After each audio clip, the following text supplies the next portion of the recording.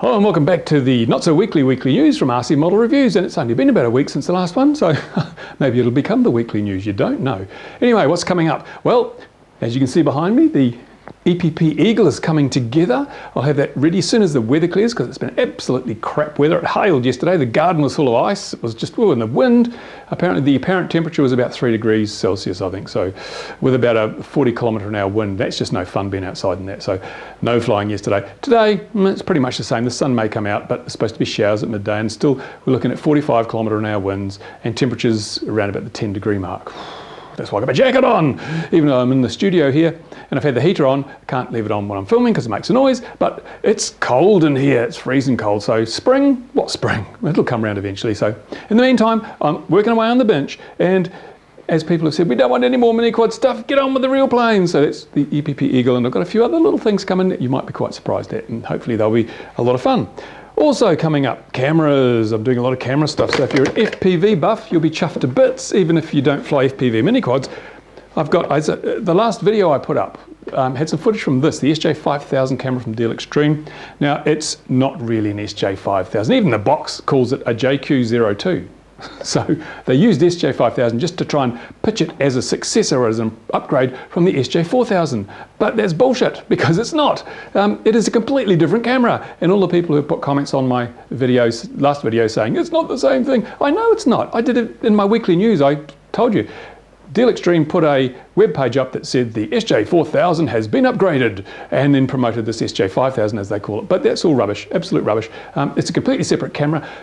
I said to Deal Extreme, hey, what are you talking about? You're trying to con people. They said, no. We think this camera is so good, we'll send you one, and you tell us what you think of it. You tell the world what you think of it. So it arrived.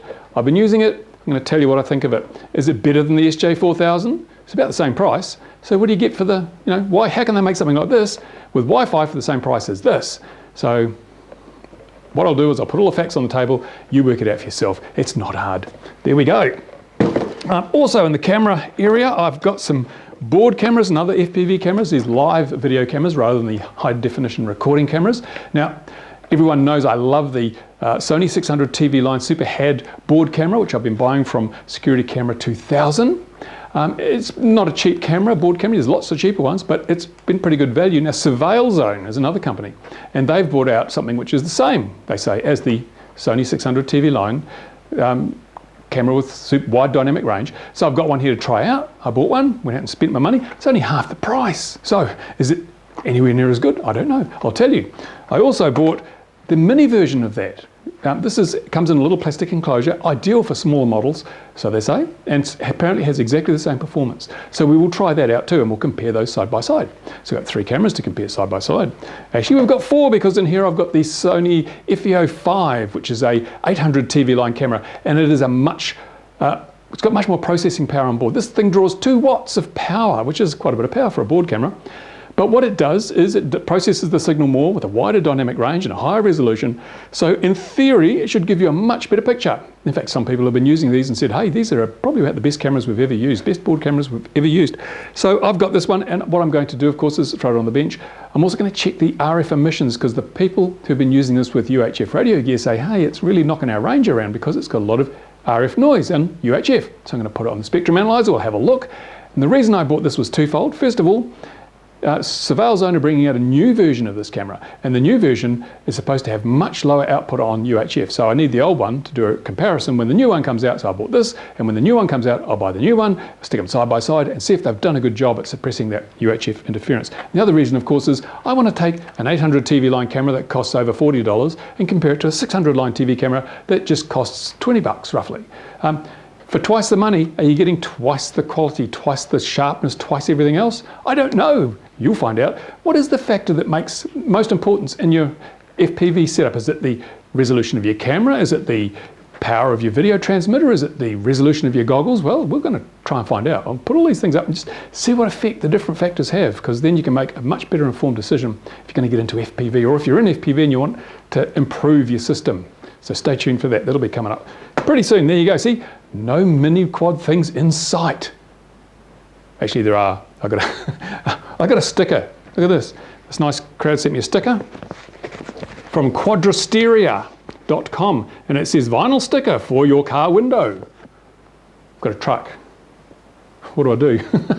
Maybe it's reverse polarity. Also, sorry, it's from the northern hemisphere, so it goes this way, I suppose. Yeah, quadristeria, showing my old age here, quadristeria.com. So what do they make? Well, obviously it's quads. And in fact, they make a mini quad. And there's one down here right now. Where is it? Got to dig through the pile of stuff here. Here it is. Look, it comes carefully disguised as a USPS priority mailbox. But no, it's in there. It's an ARF version of their mini member. They make a mini member and, not surprisingly, a member. And the mini member is, wait for it, a stop complaining in the back rows. Come on, settle down. It's a mini quad. And they've sent it to me to review and compare to the other mini quads that I've already gone through here. So this will be included, and they sent it to me with motors. They've sent some Sunny Sky motors, Naze 32 flight controller, and ESCs. So we're going to test the whole package out, put it together and just see how well it performs compared to the rest. And it's got a really interesting special feature, which the other quads don't have. Now, other quads, if I can find one, of course I can find one, guys, it's Mini Quad Central. Here is the MXP230, for example. Ooh, just tighten up that aerial. MXP230, you notice the motors are mounted on the flat arms, and so the motors are parallel to the body of the quad. And that's fine, that's great, but one of the problems with mini quads, any quads, if you want to go fast, you've got to tilt them up, right? So you've got to get a bit of horizontal vector in the prop wash, so you need to tilt them up. And as you tilt them up, of course, there's more air blowing back, so the faster you go forwards. But, and if I show you from the front, you can see the problem. As I tilt it up, there's more and more of the top of the body is exposed to the airflow, so there's more drag created. So you effectively hit a wall, you reach an optimum angle where you're just not going any faster, because as you put more angle on, you're getting more thrust, but you get more drag as well. So it just sort of tops out, you can't go any faster. The other problem is that when you're at this angle, your camera's looking at the ground. Now the MXP230 is good because you can actually tilt the camera up a bit. It's on a little mount. But with one of the regular board cameras mounted inside something like a Blackout or a QAV250 or whatever, many of the other ones, the angle is pretty much fixed, so you're looking at the ground. What they've done with the member, the mini member, is they've put the motors on round arms. So it's got tubular arms. That means, of course, you can rotate the tubes and put the props at an angle while the body is flat. Now this has been done before. There's the TBS Gemini that's coming out, the hexacopter, that has angled motors. And I think Hadley Box, a guy here in New Zealand, he's built a mini quad with angled motors. So it is not completely unique, but the fact that these are on tubes means you can adjust the angle to suit your flying style. If you want to do some proximity, just leave them flat. If you want to do some racing, tilt them over to maybe 10 degrees and you've got plenty of forward speed without too much nose in the ground stuff. It's quite a good idea. I'm going to try it out, see how it works. I love to see people that are innovating, not just copying, and it looks like the mini member has got a bit of innovation in it, which is great, so I'll let you know how that works. Now, I also have another mini quad here. That'll teach you for complaining. And here it is. It looks a lot like the other one. See, it comes in a box, but this is slightly larger. It's probably not quite, it probably makes a mini quad, but only just, because it is this big. See, it's quite a bit bigger than the normal 250, 230 size mini quad. It's from Blackout. It's the Blackout 330. So 230, 330. Yeah, it's quite a bit bigger than the old Mini H quad. And that opens up some doors, of course. If you're racing, big is usually faster. So we'll test that, put that to the test. You can carry a bigger payload, so you can use bigger batteries, and you can probably carry a better camera. Hey, and you'll find out which is the best camera later in the other reviews. But there you go. So it gives you a lot more scope for playing around. It's easy to put UHF if you want a bit more distance. Put UHF video, RC gear and 1.2, 1.3 gig video gear. It'll give you a lot more range than the general mini quad. So there you go. So they've sent me another ARF kit with the motors, 2208 2000 motors. I have to get some 4-cell packs to drive this. Looks typical Blackout, high quality, really well presented. So I'll be putting that together and testing that as well. Now, while I'm testing all those action cams, I'm going to be testing this gimbal.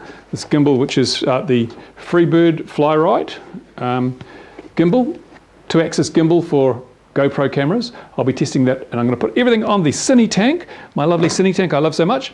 And in fact, the Cine Tank's good. I can fit all the cameras on at once. So I'll be able to do side-by-side video from the SJ4000, the SJ5000, and the Mobius as a reference, because I really love the Mobius. It's great. It's small. It's compact. It's got a good form factor, low drag, produces really good quality video, good audio. So let's see how it compares to these other cameras, which are a little bit more expensive and come in the GoPro sort of form factor. See how that turns out. Well, so much to do in the coming week. Hopefully by that time the weather will have cleaned up. If I get all this done, then the weather's cleared up and we can just have some fun.